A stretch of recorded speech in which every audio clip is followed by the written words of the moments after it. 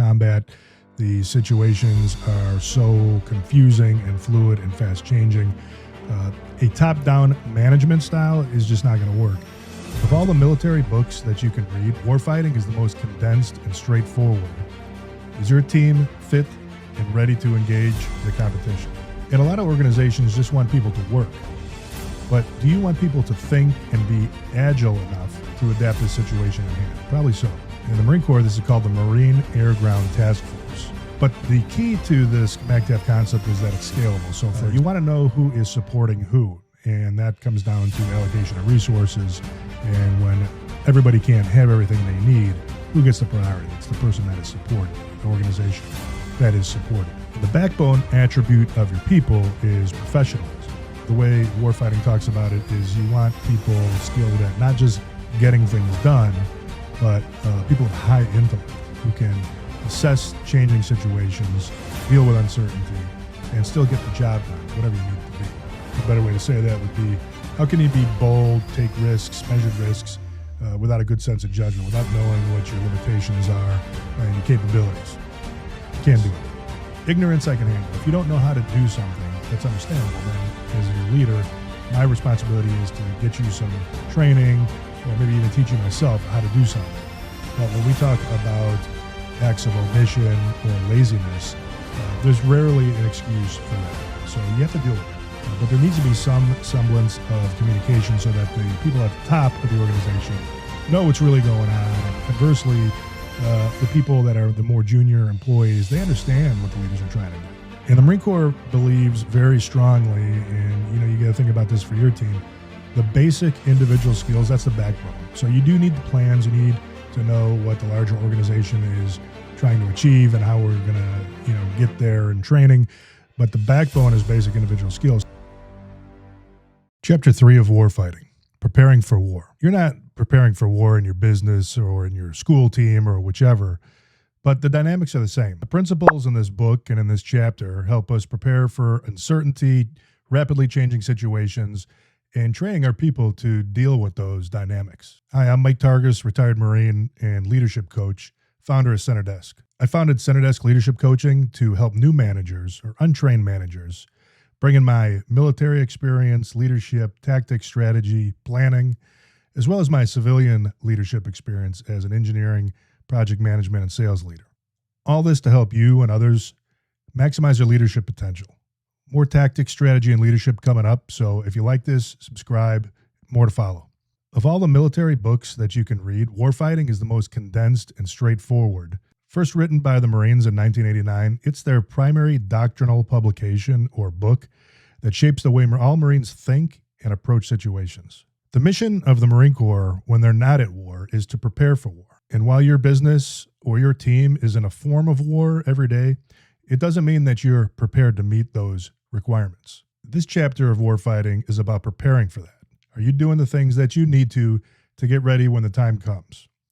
Is your team fit and ready to engage the competition? The chapter starts out with a quote from a Prussian general, Hans von Seeckt. The essential thing is action. Action has 3 stages: the decision born of thought, the order or preparation for execution, and the execution itself. All 3 stages are governed by the will. The will is rooted in character, which is critical for all of us. Paraphrase there at the end. During times of peace, like I said, the task of any military organization is to prepare for war. And it's second nature in the Marine Corps to be ready for a vast array or wide variety of situations. How about your organization? What are the situations that you might face? Wide variety, pretty narrow? It suffices to say that it's probably more than the most straightforward situation. You got to be ready for other things. And a lot of organizations just want people to work. But do you want people to think and be agile enough to adapt to the situation at hand? Probably so. The best organizations emphasize developing their people, which, by the way, is why people stay in a job, to better themselves, gain skills over time. We start out by talking about force planning. And in the military, force planning is the creation of skills and capabilities. Does your team have the training and the facilities and the equipment needed to do its job properly? And key to force planning is the realization that preparing is just as important as executing. You can't execute if you're not prepared. And all force planning comes from a shared concept of how we're going to operate, which I'm going to explain a little bit about. But how do you see your organization working, servicing customers, delivering a product? There's probably some common themes that you want to establish, just like the Marine Corps does. This facilitates what's called unity of effort, where everybody's pulling in the same direction. Organization. The example that I'll use for the Marine Corps is the Marine Corps is required to maintain readily deployable forces that can deploy globally at a moment's notice. A little bit more than that, but basically a moment's notice. In the Marine Corps, this is called the Marine Air Ground Task Force, or MAGTF as we call it. Every MAGTF is centered around or organized around 4 basic pillars or sub-organizations that I'll explain right now. The first is the headquarters or the command element.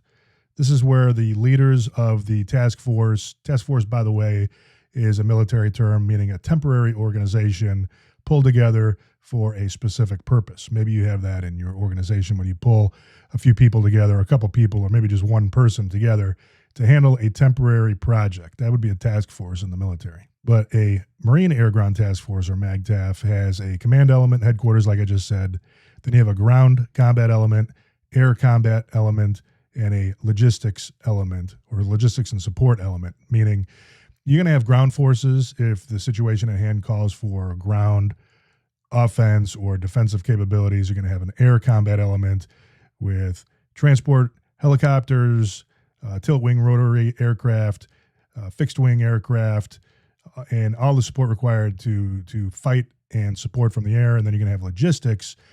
For example, if you have like a humanitarian situation, you're always going to have a logistics element, not only there to support the Marine components of the task force, but also whoever needs assistance on the ground, like a humanitarian disaster relief, evacuation of non-combatants or civilians. If you got to evacuate them out of a country that's got a violent situation, the logistics and support can handle a large part of that as well. But the key to this MAGTF concept is that it's scalable. So, for example, one of the smaller ends of the MAGTF that's routinely deployed is what's called a Marine Expeditionary Unit. It's about, I think it's about 3,000 people. You have an infantry battalion at its core, a squadron of aircraft. Those are the basic sizes, but that can go all the way up into tens of thousands or more of Marine sailors and joint forces as well. So it's scalable. I served on a couple of these, one being in the Mediterranean, a lot of training deployment type things, and then one in the Pacific.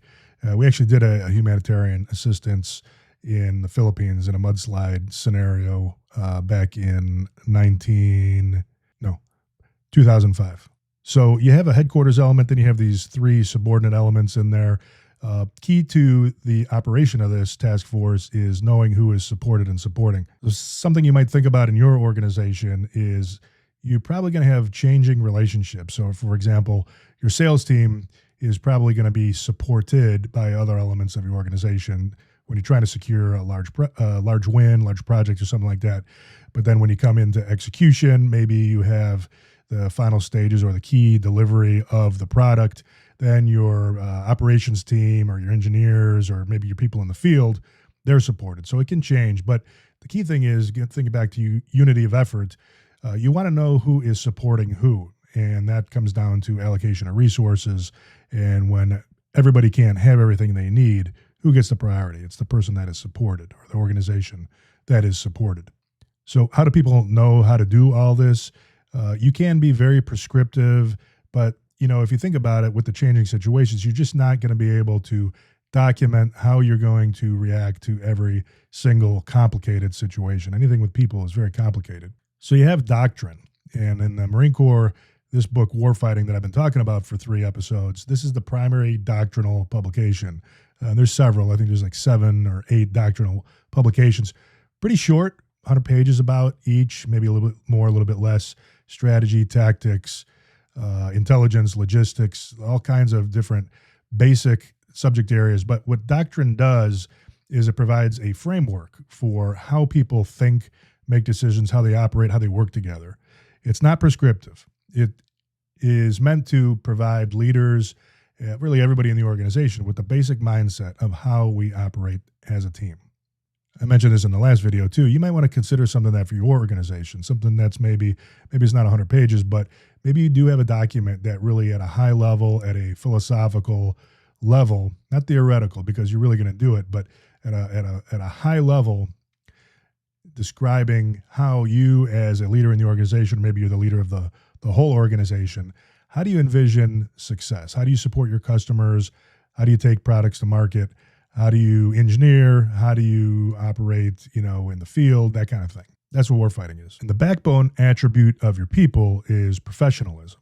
When we say professionalism, we're not talking about people that just are there working 8 hours or less just to put their head down and do work. What you want in your organization, probably through your entire organization, but certainly the senior leaders and the mid-level and then even the frontline leaders and like your influencers, you want them to have a high sense of professionalism in the job. The way warfighting talks about it is you want people skilled at not just getting things done, but people of high intellect who can assess changing situations, deal with uncertainty, and still get the job done, whatever you need it to be.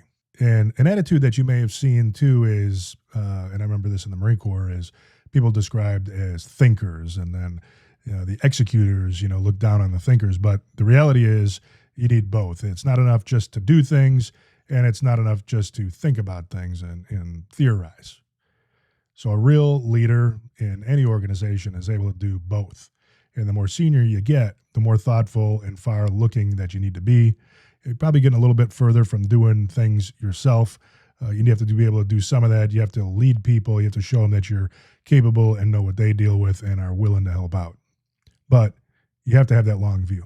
And then the book talks about, what are the qualities that you need to have as a leader or a manager. And one of the things regarding professionalism that I feel pretty strongly about, in the Marine Corps or the military as a whole, you have officers. You have commissioned officers, warrant officers, and then you have non-commissioned officers. But for me, I would equate these to managers all the way up to the senior level.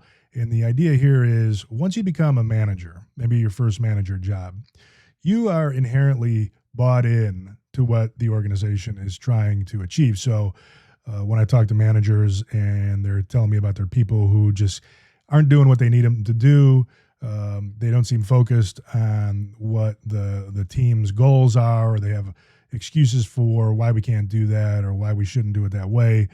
What I counseled managers in the past on is, who in your team is thinking about what it takes to make everybody successful, or make maybe even the organization laterally or even above.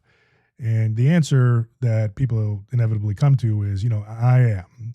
And I think that's a really important thing about moving into leadership and management is you have to support what the organization's trying to do. You have to put that above what individuals need. You get them what they need to do their job, no doubt. But what you have to have primarily is you're there to ensure the success of the organization and make decisions to support that. Some of the qualities of Marine leaders, and these are probably good qualities for your people too: boldness, judgment, initiative. You want bold leaders, people that aren't afraid to take chances, measured risk, but take chances and go for that big success story for their people and the organization, see a situation and act on it, which is initiative. Another one of the characteristics, I think everybody knows what initiative is, but it's doing what you need to within the guidance framework without being told. And then judgment. Judgment is a prerequisite for both of those, but particularly a prerequisite for boldness, because how can you be bold and make a judgment call? A better way to say that would be, how can you be bold, take risks, measured risks, without a good sense of judgment, without knowing what your limitations are and your capabilities? You can't do it. But nobody's going to do any of this unless you, as the leader, the manager, get rid of the zero defect mentality. And I suspect just about anybody watching this video has seen or worked in, or maybe you have yourself, a zero defect mentality where you say to yourself things like, well, we just can't afford to make mistakes. Well, that's not a real good outlook to have, because people are going to make mistakes and you're going to encounter situations that you didn't see coming. And you're going to need, if you want people to exercise judgment and initiative and be bold, they're not going to do it if you don't tolerate mistakes that are made in the interest of making the organization better. Now, the book goes on to say in this chapter that we should be very intolerant and deal severely. I think it says, use the word severely, deal severely with acts of omission, or what I call, laziness. Ignorance I can handle. If you don't know how to do something, that's understandable. Then as your leader, my responsibility is to get you some training, or maybe even teach you myself how to do something. But when we talk about acts of omission or laziness, there's rarely an excuse for that. So you have to deal with that. In fact, I've got a note in the book here that getting rid of the zero defect mentality and conversely dealing with laziness or acts of omission, if you can master those two aspects of how you deal with people, that may be the highest culture trait that you want to try to strive to achieve. Because if you can do that, then people can really take off and take the organization in the direction that you need to without you watching over their shoulder for the purposes of them making the decisions that they need to and are making. And also conversely, that you don't have to babysit people. Next part of the chapter is talking about frank communications from general all the way on down to private. A general is like the highest rank. Just think of that as the highest rank possible, and then the private is what you come in, the most basically trained new member of the organization. So if you think about it, this is another culture aspect that if you can master this, if you can integrate this into your organization, you're going to be way ahead of other organizations. But can the senior people have the humility to communicate openly and honestly down the chain of command? And on the other hand, can your new people, do they feel comfortable raising things that they don't understand and identifying things that they see a problem with? A lot of times you see people, they get too cautious and they don't want that kind of communication because they think it takes too much time. The senior people don't have enough time to hear that stuff. But the reality is, the more senior you get, the more insulated you get. And you get surrounded by people who are more inclined to tell you things that you want to hear. And that sounds bad, but and it's not always meant. It's not always a deliberate way. It's not always that's not always deliberately done, but it does happen. People want to tell you the best version of the situation. But what you want to instill is you want a free flow of information up and down the chain. And that doesn't mean like the new employee is showing up at the CEO's door every morning. But there needs to be some semblance of communication so that the people at the top of the organization know what's really going on. And conversely, the people that are the more junior employees, they understand what the leaders are trying to do. At the end of that section of the book, there's a sentence that says, yes men will not be tolerated. And, we've all seen that. But the thing about yes men or yes people will say is you can spot them a mile away. So just think about that. Training is the next part of the chapter, and training is really the backbone. Anytime a Marine is not deployed, or even when you are deployed, but particularly when you're not deployed, you're not doing what we would call a real world mission. Training is what you do. Your time should be spent on getting better, and you're going to fall back on your doctrine and your plans and training plans to focus and train in the right areas to be ready for those situations that are coming down that it would be impossible to estimate or identify exactly what those situations are. But that's the purpose of training, and it's all coming from a core concept. So the one that I talked about earlier, the Marine Air Ground Task Force, or the MAGTAF, do you know what that is and how to operate? Do you have the interoperability? You might think of that as, can your engineering team speak clearly or communicate clearly with the sales team, with the operations team, with the field team? Can your product marketers, is it all synced up, and do they have people have free flowing communication paths and understand each other? They speak the same language. Do they have adequate systems to do that? And sometimes you just can't do it because the infrastructure doesn't support it.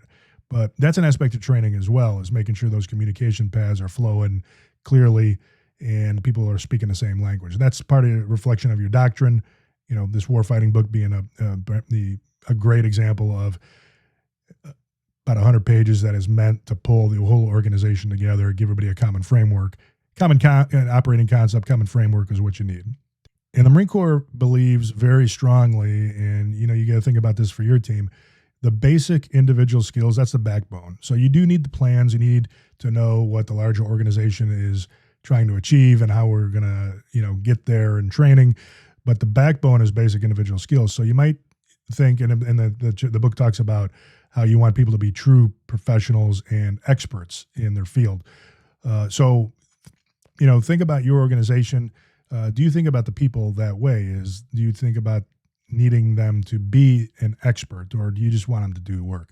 And if you decide that you want them to be an expert, what are you doing to enable them to attain that level of expertise? Training should be decentralized, just as combat operations are. In combat, the situations are so confusing and fluid and fast changing. A top-down management style is just not going to work. In fact, Marines really don't use the word management for that reason, I think. But what you do need is you need to lead people in a decentralized way.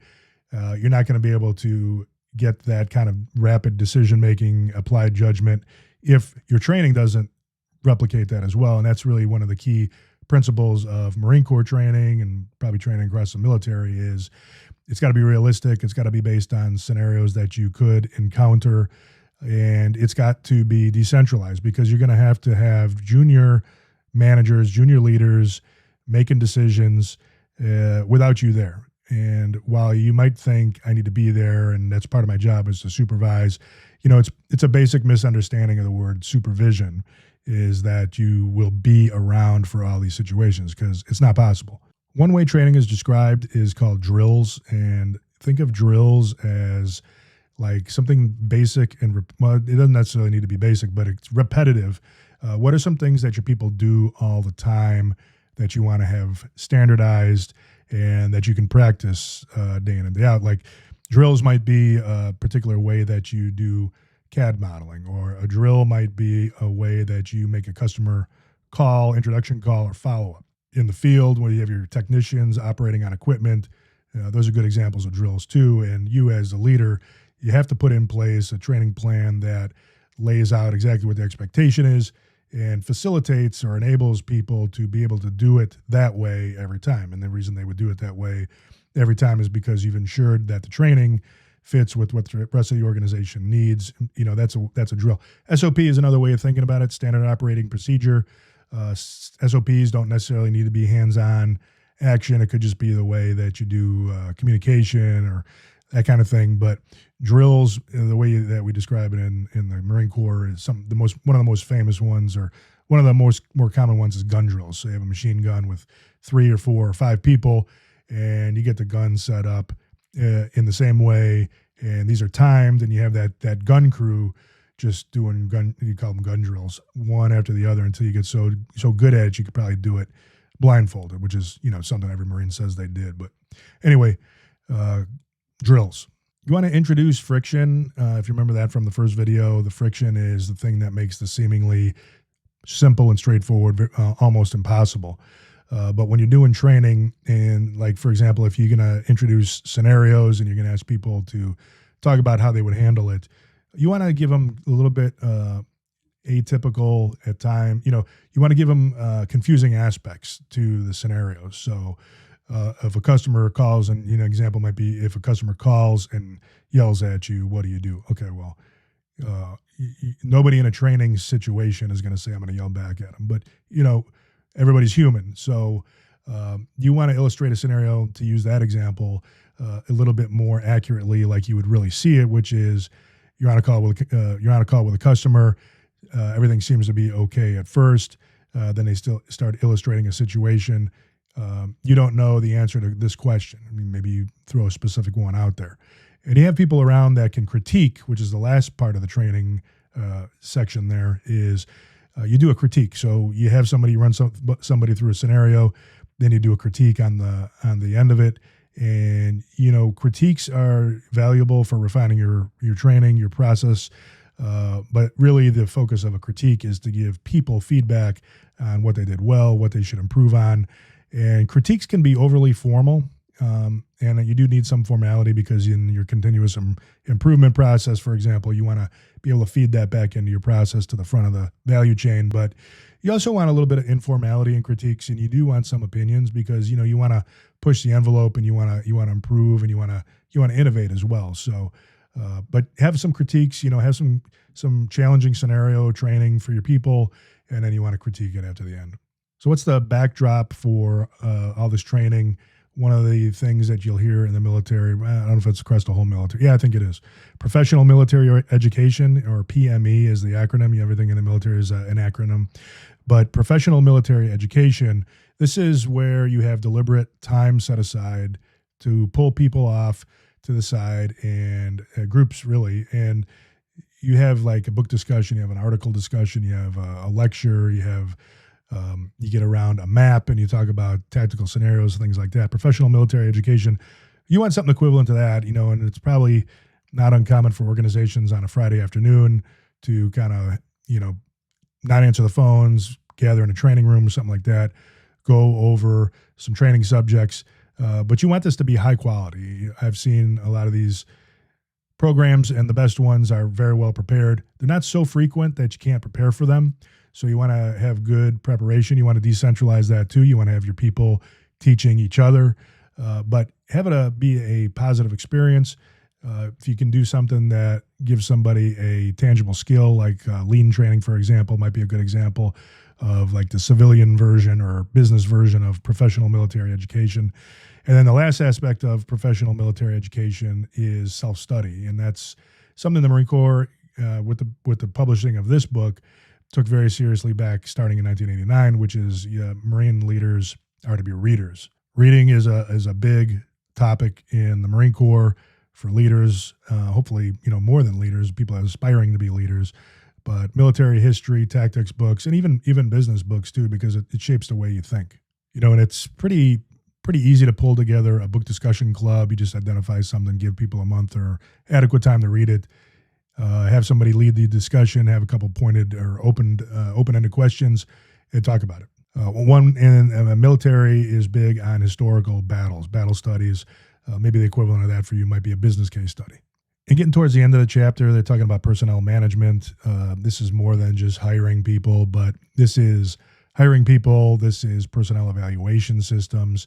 But I think if I were to boil it down to maybe a couple principles for you, when you're hiring, know what you're looking for. Don't hire people based on the person that walks through the door and how much you like them, because if you read about hiring, you're going to be heavily influenced by your bias, and that's just going to take over unless you prepare for that. So what you want to do is you want to have, going back to the second video, some clarity on roles and responsibilities, what you want for certain positions.